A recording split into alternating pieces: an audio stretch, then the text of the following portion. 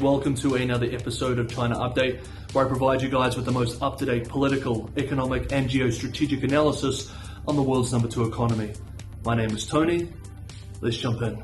Happy Wednesday, everybody. With so much attention on the unfolding Taiwan Strait crisis, we've not spent much time recently, at least for the last several days, discussing the ongoing domestic outbreak situation in the country. So for today's video, let's begin by looking specifically at this.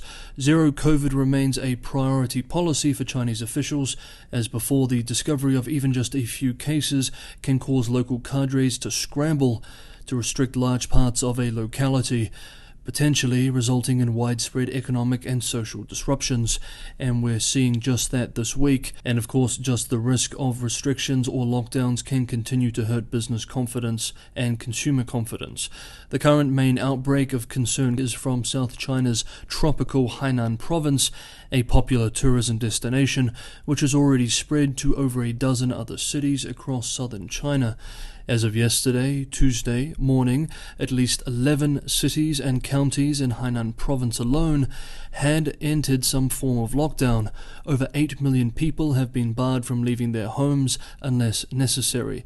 The epicenter of this particular outbreak is the beach resort city of Sanya, which entered lockdown over the weekend, stranding over 80,000 tourists for at least a few days. After these tourists became stranded, local authorities said that local hotel rates would be half the usual rate to those persons affected.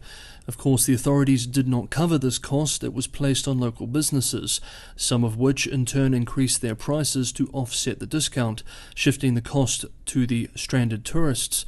These businesses are now being criminally investigated by the authorities.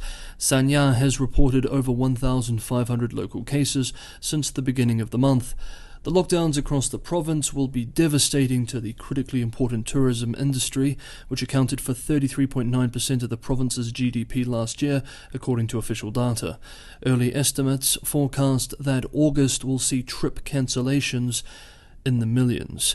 Both Tibet and Xinjiang have also seen spikes in case numbers in recent days. Tibet's capital has identified over a dozen at-risk zones in the city, restricting residents' movements. And next up, it's the quote of the week. And for the quote of the week this week, I wanted to touch on comments made by Singapore's Prime Minister during his National Day message, which was broadcast at the beginning of the week, Monday. Singapore's leadership has traditionally been a source of wisdom respected by both Western and Chinese officials. These were Lee's comments on the trend of US-China relations and what it means for the region. Quote, "Our road ahead will not be easy. Around us a storm is gathering. US-China relations are worsening, with intractable issues, deep suspicions, and limited engagement between them. This is unlikely to improve anytime soon. Furthermore, miscalculations or mishaps can easily make things much worse." End quote. Okay, next up, technology-focused economic updates for China. Domestic financial outlet Caixin writes that an anti-corruption storm continues to sweep through China's semiconductor industry as investigators target 3 more current and former executives related to the country's largest industry investment fund. Yesterday, Tuesday, the powerful Central Commission for Discipline Inspection announced investigations into 3 senior managers at Sino-IC Capital Co. Limited, the managing firm of the massive China Integrated Circuit Industry Investment Fund. The Big Fund, as it is colloquially known as, is a major tool for Beijing's national plan to support a domestic semiconductor industry and controls billions of dollars of public funds. Quote, "2 of the senior managers were key investment strategy decision-makers for the Big Fund. The fund adopted a 2-tiered management structure in which the board set strategy and approved major projects, while fund manager Sino-IC Capital carried out investments and managed the money. Sino-IC Capital is 45% owned by China Development Bank, the nation's biggest policy lender." End quote. The 3rd senior manager under investigation, surnamed Yang, is in charge of the Big Fund's investment in equipment makers. However, Yang also holds the position of board member at more than 10 semiconductor companies. The scandal has also put Tsinghua Uni Group Co. under scrutiny as the biggest recipient of the fund's support. Analysts with Caixin write that several sources at chip companies and investment institutions say that the National Audit Office launched a series of probes into the big fund as well as recipients of the big fund's investments since September, and a number of companies and institutions, quote, received orders to make rectifications, end quote. There could be more senior-level investigations on the way. Now, speaking of national champions and massive public funds to support domestic manufacturing, on Tuesday, local time, US President Joe Biden signed into law the CHIPS and Science Act, a law that includes about $52 billion to boost domestic semiconductor research and development. Next up, we learned this week that China's e-commerce national champion, Alibaba, cut almost 10,000 employees in Q2 of this year.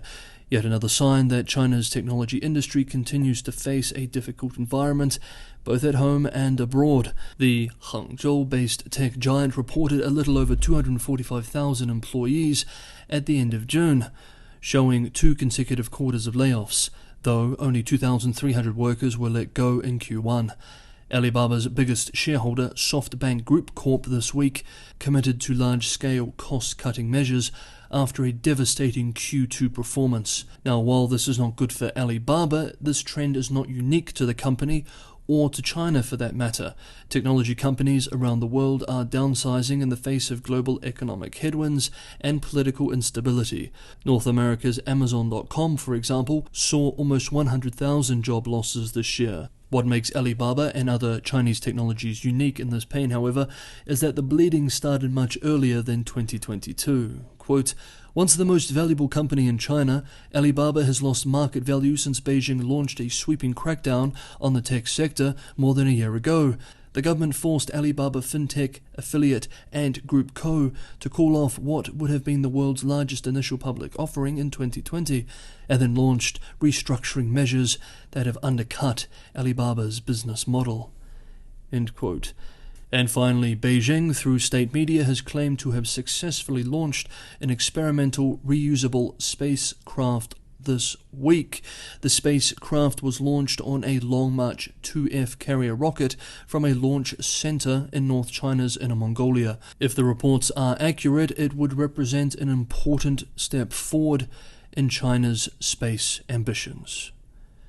Hey guys, if you enjoyed this video, don't forget to hit the like button, and for anyone who wants to go the extra mile and help me continue making these episodes every day, Patreon and Buy Me a Coffee links are in the description below. Okay, that is today's episode of China Update. Thank you everybody for watching. Thank you everybody for the ongoing support. I will see you all tomorrow.